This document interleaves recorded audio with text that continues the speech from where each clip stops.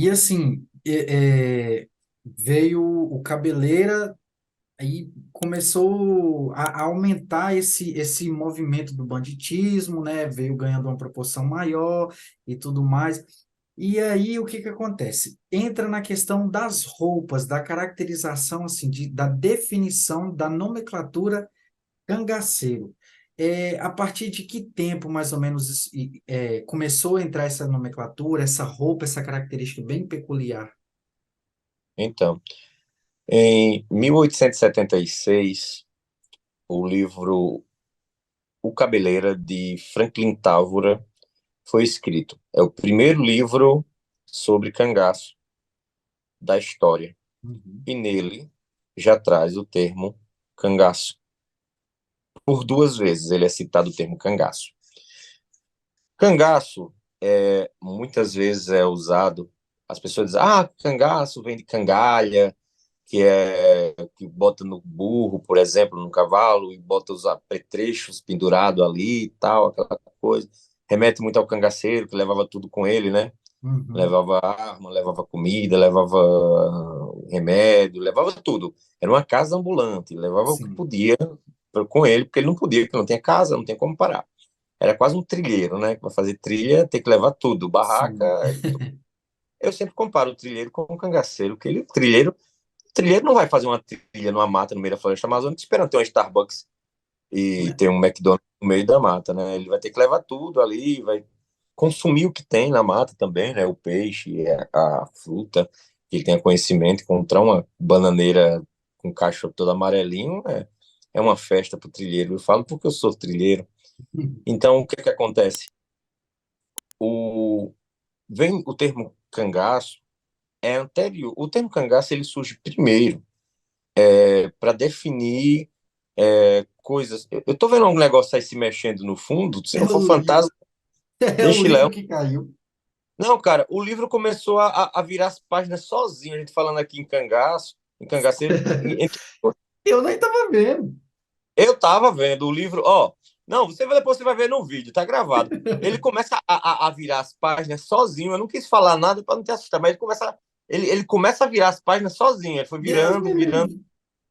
Aí depois ele caiu. Pronto, não tem problema não. Aí faz esse cortezinho aí, manda pro pessoal do Caça Fantasma Brasil, pros canal aí, analisarem essa energia.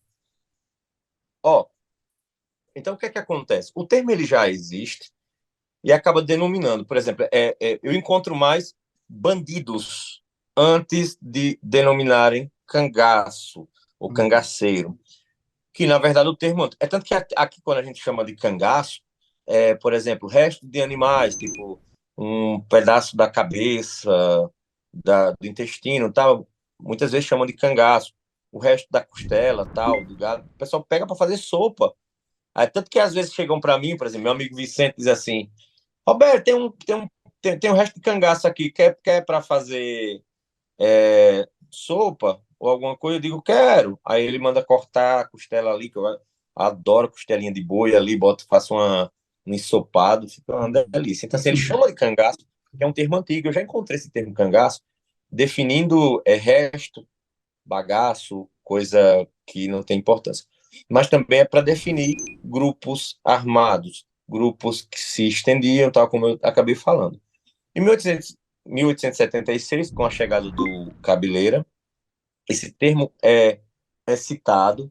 No Cabeleira, eu mostro que anos antes, esse termo cangaceiro, o termo cangaço e o termo cangaceiro, na introdução do livro Cabeleira, no meu Cabeleira, eu mostro que antes de 1876, jornais da época já citavam o termo cangaço para definir bandidos Uhum. e por aí vai. Então, assim, é basicamente isso. Não é que surge o cangaceiro e alguém diz, vamos ter que dar o nome. Quem estuda, eu sou da área de letras e nós estudamos a nomenclatura de determinadas coisas. O ser humano tem, por natureza, a mania de dar nome a tudo. E óbvio, Sim. eu sempre digo que enquanto não derem nome a determinadas coisas, eu fico com medo daquilo. Se dizer assim, bicho chegando aqui, tem um bicho que está aparecendo. Peraí, dá logo o nome a esse bicho para eu não ter medo e dormir tranquilo. Porque enquanto é bicho, eu tenho medo.